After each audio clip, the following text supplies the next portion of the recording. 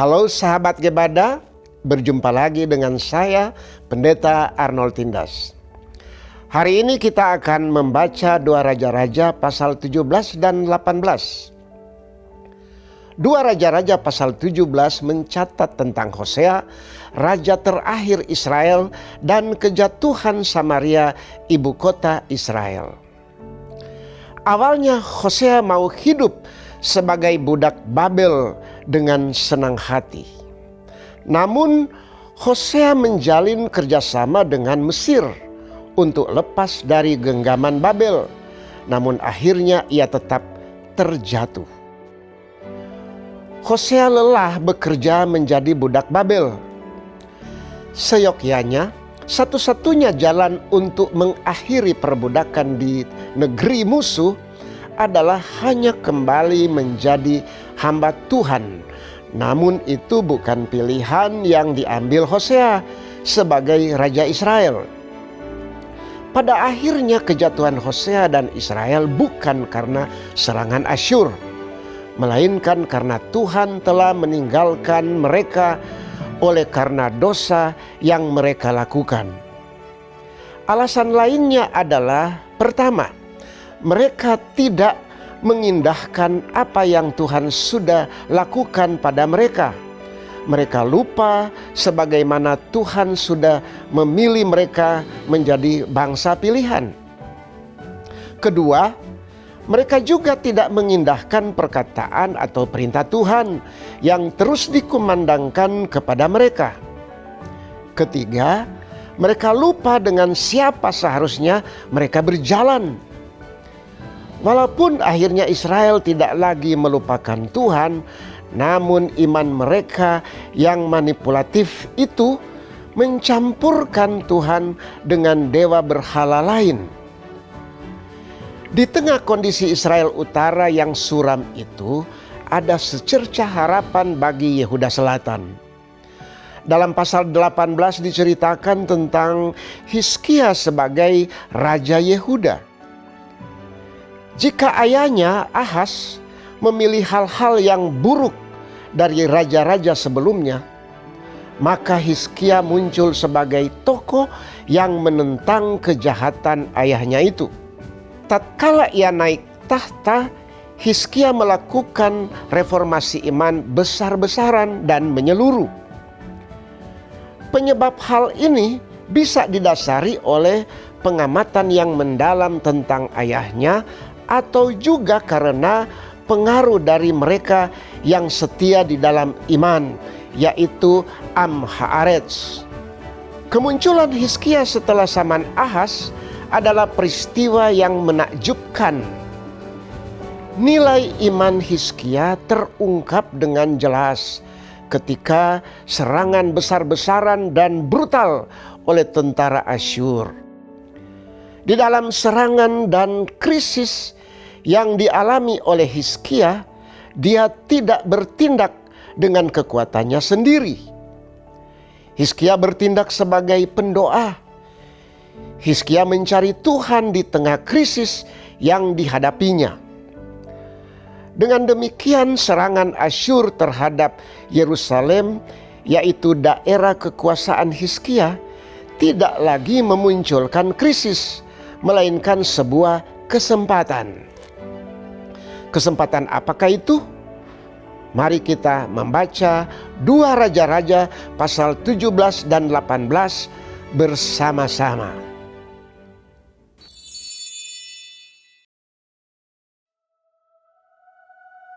Dalam tahun ke-12 zaman Ahaz, Raja Yehuda, Hosea bin Ela menjadi raja di Samaria atas Israel. Ia memerintah 9 tahun lamanya.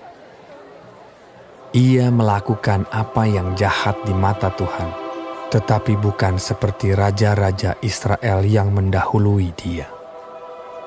Salmaneser, Raja Asyur, maju melawan dia. Hosea takluk kepadanya serta membayar upeti. Tetapi kedapatanlah oleh Raja Asyur bahwa di pihak Hosea ada persepakatan, karena Hosea telah mengirimkan utusan-utusan kepada So, Raja Mesir, dan tidak mempersembahkan lagi upeti kepada Raja Asyur, seperti biasanya tahun demi tahun. Sebab itu Raja Asyur menangkap dia dan membelenggu dia dalam penjara. Kemudian majulah Raja Asyur menjelajah seluruh negeri itu. Ia menyerang Samaria dan mengepungnya 3 tahun lamanya.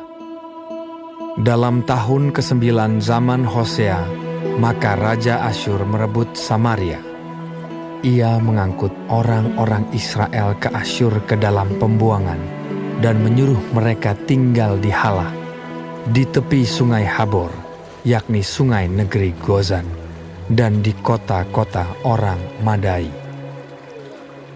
Hal itu terjadi karena orang Israel telah berdosa kepada Tuhan Allah mereka, yang telah menuntun mereka dari tanah Mesir, dari kekuasaan Firaun, Raja Mesir, dan karena mereka telah menyembah Allah lain, dan telah hidup menurut adat istiadat bangsa-bangsa yang telah dihalau Tuhan dari depan orang Israel, dan menurut ketetapan yang telah dibuat raja-raja Israel. Dan orang Israel telah menjalankan hal-hal yang tidak patut terhadap Tuhan Allah mereka. Mereka mendirikan bukit-bukit pengorbanan dimanapun mereka diam, baik dekat menara penjagaan maupun di kota yang berkubu. Mereka mendirikan tugu-tugu berhala dan tiang-tiang berhala di atas setiap bukit yang tinggi dan di bawah setiap pohon yang rimbun.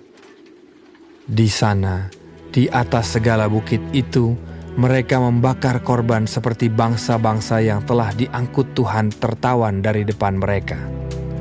Mereka melakukan hal-hal yang jahat sehingga mereka menimbulkan sakit hati Tuhan. Mereka beribadah kepada berhala-berhala, walaupun Tuhan telah berfirman kepada mereka, "Janganlah kamu berbuat seperti itu." Tuhan telah memperingatkan kepada orang Israel dan kepada orang Yehuda dengan perantaraan semua nabi dan semua tukang tilik. Berbaliklah kamu daripada jalan-jalanmu yang jahat itu, dan tetaplah ikuti segala perintah dan ketetapanku, sesuai dengan segala undang-undang yang telah kuperintahkan kepada nenek moyangmu, dan yang telah kusampaikan kepada mereka dengan perantaraan hamba-hambaku, para nabi. Tetapi mereka tidak mau mendengarkan, melainkan mereka menegarkan tengkuknya seperti nenek moyangnya yang tidak percaya kepada Tuhan Allah mereka. Mereka menolak ketetapannya dan perjanjiannya yang telah diadakan dengan nenek moyang mereka, juga peraturan-peraturannya yang telah diperingatkannya kepada mereka. Mereka mengikuti dewa kesia-siaan, sehingga mereka mengikuti bangsa-bangsa yang di sekeliling mereka, walaupun Tuhan telah memerintahkan kepada mereka, "Janganlah berbuat seperti mereka itu." Mereka telah meninggalkan segala perintah Tuhan Allah mereka, dan telah membuat 2 anak lembu tuangan. Juga mereka membuat patung Asyera, sujud menyembah kepada segenap tentara langit, dan beribadah kepada Baal. Tambahan pula, mereka mempersembahkan anak-anaknya sebagai korban dalam api, dan melakukan tenung dan telaah, dan memperbudak diri dengan melakukan yang jahat di mata Tuhan, sehingga mereka menimbulkan sakit hatinya. Sebab itu Tuhan sangat murka kepada Israel dan menjauhkan mereka dari hadapannya. Tidak ada yang tinggal kecuali suku Yehuda saja. Juga Yehuda tidak berpegang pada perintah Tuhan Allah mereka, tetapi mereka hidup menurut ketetapan yang telah dibuat Israel.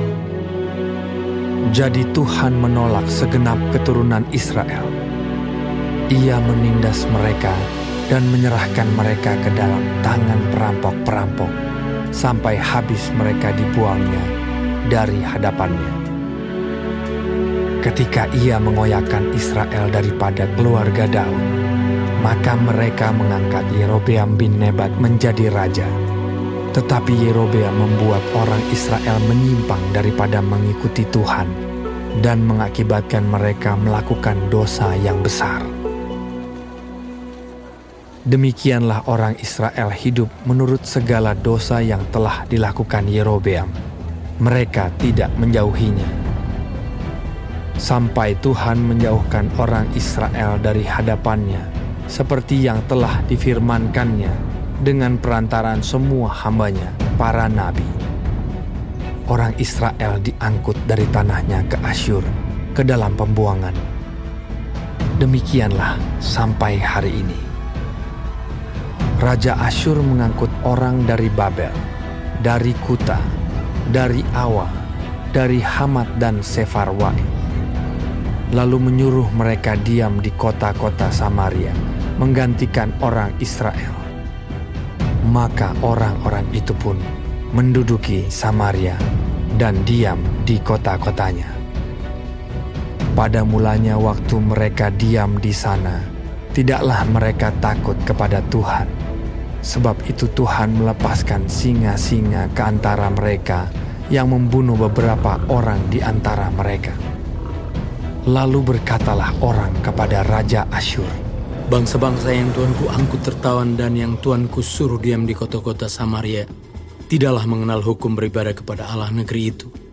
Sebab itu dilepaskannyalah singa-singa ke antara mereka yang sesungguhnya membunuh mereka, oleh karena mereka tidak mengenal hukum beribadah kepada Allah negeri itu." Lalu Raja Asyur memberi perintah, Suruhlah pergi ke sana salah seorang imam yang telah kamu angkut dari sana ke dalam pembuangan. Biarlah ia pergi dan diam di sana dan mengajarkan kepada mereka hukum beribadah kepada Allah negeri itu. Salah seorang imam yang telah mereka angkut dari Samaria ke dalam pembuangan pergi dan diam di Betel. Ia mengajarkan kepada mereka bagaimana seharusnya berbakti kepada Tuhan.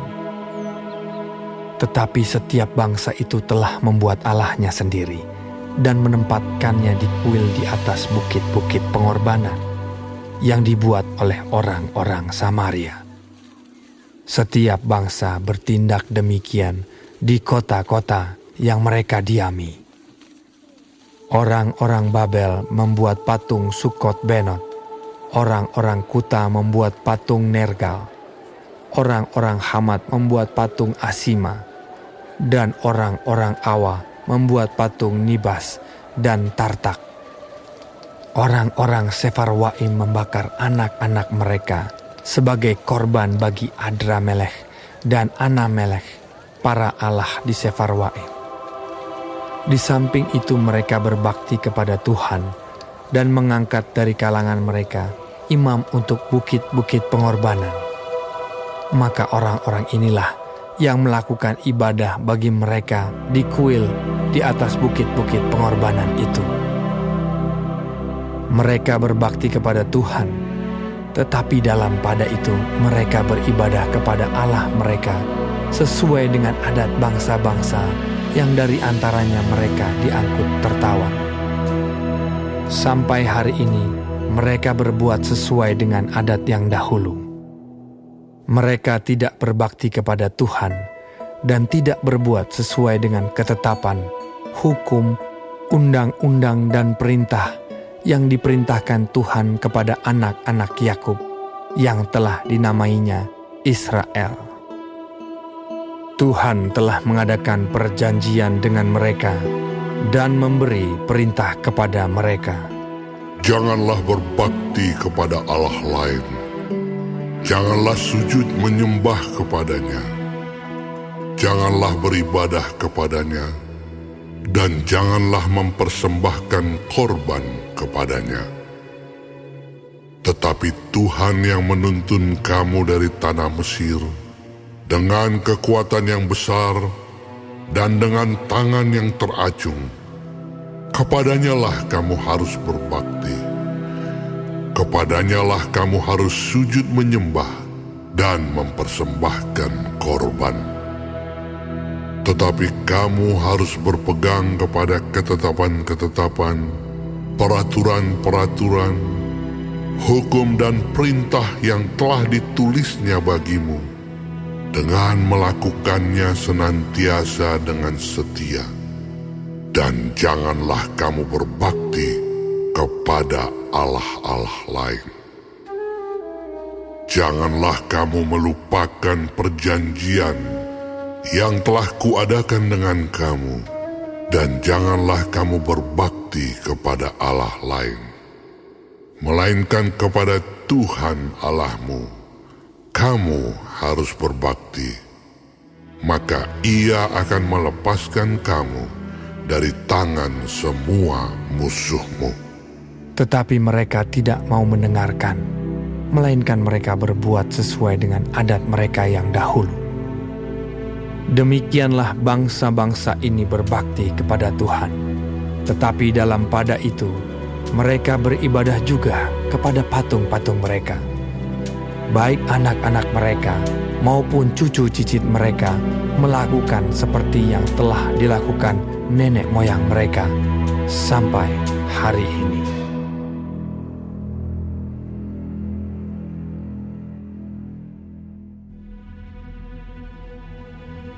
Maka dalam tahun ketiga, zaman Hosea bin Ela, Raja Israel, Hizkia, anak Ahaz, Raja Yehuda, menjadi raja.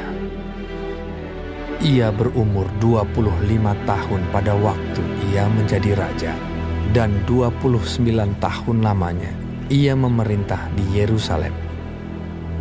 Nama ibunya ialah Abi, anak Zakaria. Ia melakukan apa yang benar di mata Tuhan, tepat seperti yang dilakukan Daud, bapa luhurnya. Dialah yang menjauhkan bukit-bukit pengorbanan, dan yang meremukkan tugu-tugu berhala, dan yang menebang tiang-tiang berhala, dan yang menghancurkan ular tembaga yang dibuat Musa. Sebab sampai pada masa itu, orang Israel memang masih membakar korban bagi ular itu, yang namanya disebut Nehustan. Ia percaya kepada Tuhan, Allah Israel, dan di antara semua raja-raja Yehuda, baik yang sesudah dia maupun yang sebelumnya, tidak ada lagi yang sama seperti dia. Ia berpaut kepada Tuhan, tidak menyimpang daripada mengikuti dia, dan ia berpegang pada perintah-perintah Tuhan yang telah diperintahkannya kepada Musa. Maka Tuhan menyertai dia. Kemanapun juga ia pergi berperang, ia beruntung. Ia memberontak kepada Raja Asyur dan tidak lagi takluk kepadanya. Dialah yang mengalahkan orang Filistin sampai ke Gaza dan memusnahkan daerahnya, baik menara-menara penjagaan maupun kota-kota yang berkubu. Dalam tahun keempat zaman Raja Hizkia, itulah tahun ketujuh zaman Hosea bin Ela, Raja Israel, majulah Salmaneser, Raja Asyur, menyerang Samaria dan mengepungnya. Direbutlah itu sesudah lewat 3 tahun, dalam tahun ke-6 zaman Hizkia. Itulah tahun ke-9 zaman Hosea, Raja Israel, direbutlah Samaria. Raja Asyur mengangkut orang Israel ke dalam pembuangan ke Asyur dan menempatkan mereka di Halah pada sungai Habor, yakni sungai negeri Gozan, dan di kota-kota orang Madai. Oleh karena mereka tidak mau mendengarkan suara Tuhan, Allah mereka, dan melanggar perjanjiannya, yakni segala yang diperintahkan oleh Musa, hamba Tuhan. Mereka tidak mau mendengarkannya dan tidak mau melakukannya. Dalam tahun ke-14 zaman Raja Hizkia, majulah Sanherib, Raja Asyur, menyerang segala kota berkubu negeri Yehuda, lalu merebutnya. Hizkia Raja Yehuda mengutus orang kepada Raja Asyur di Lakis dengan pesan, Aku telah berbuat dosa, undurlah daripadaku. apapun yang kau bebankan kepadaku akan kupikul. Kemudian Raja Asyur membebankan kepada Hizkia, Raja Yehuda, 300 talenta perak dan 30 talenta emas. Hizkia memberikan segala perak yang terdapat dalam rumah Tuhan dan dalam perbendaharaan istana raja.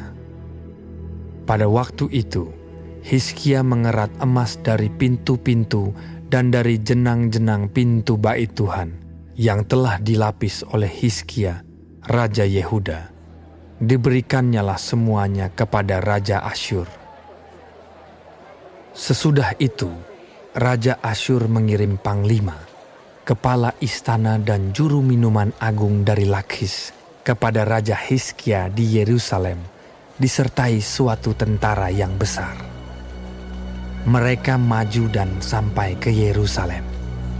Setelah mereka maju dan sampai di situ, mereka mengambil tempat dekat saluran kolam atas yang di jalan raja pada padang tukang penatu.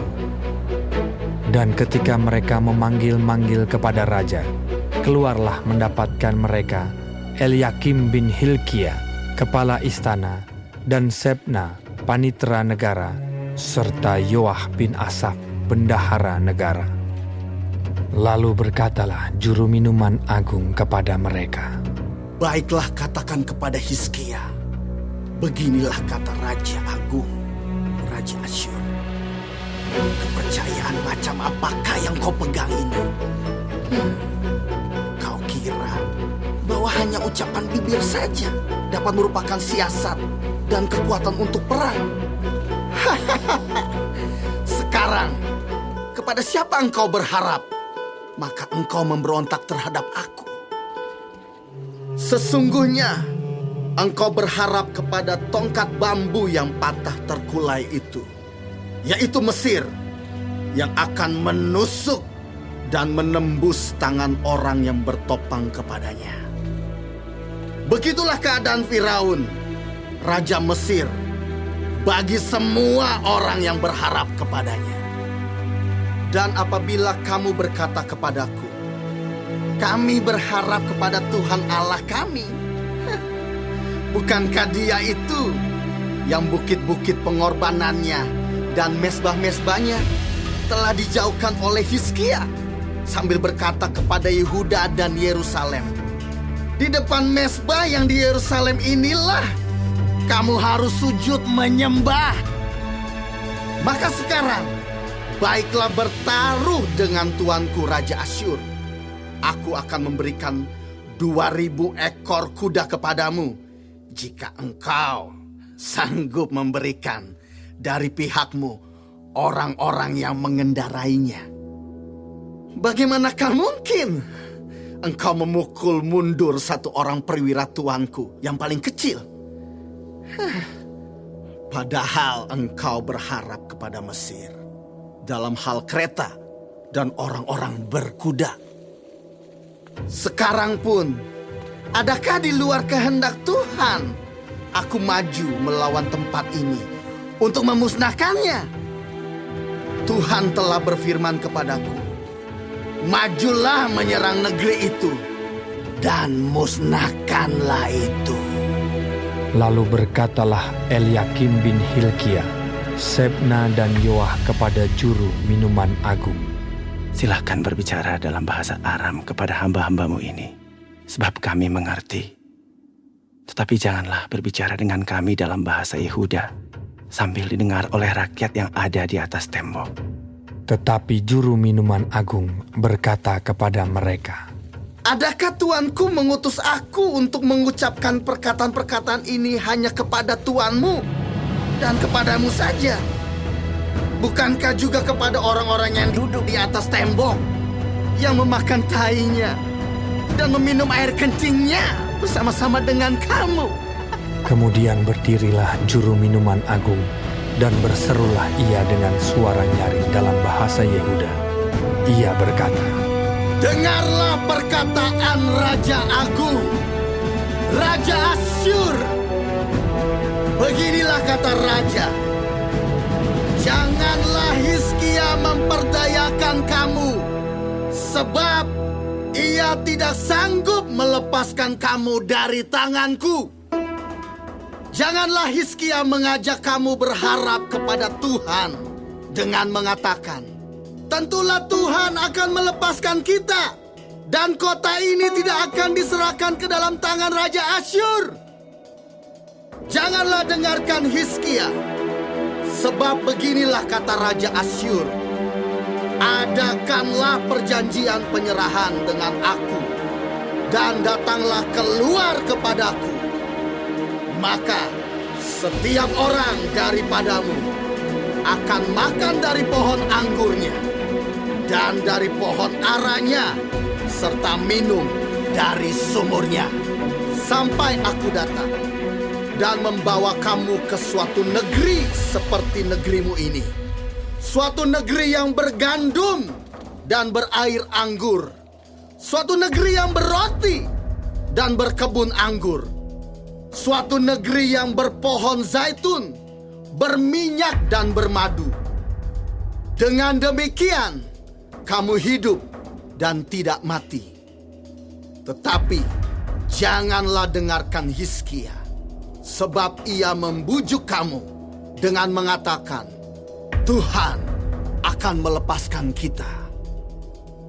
Apakah pernah para allah bangsa-bangsa melepaskan negerinya masing-masing dari tangan Raja Asyur? Di manakah para allah negeri Hamat dan Arpad?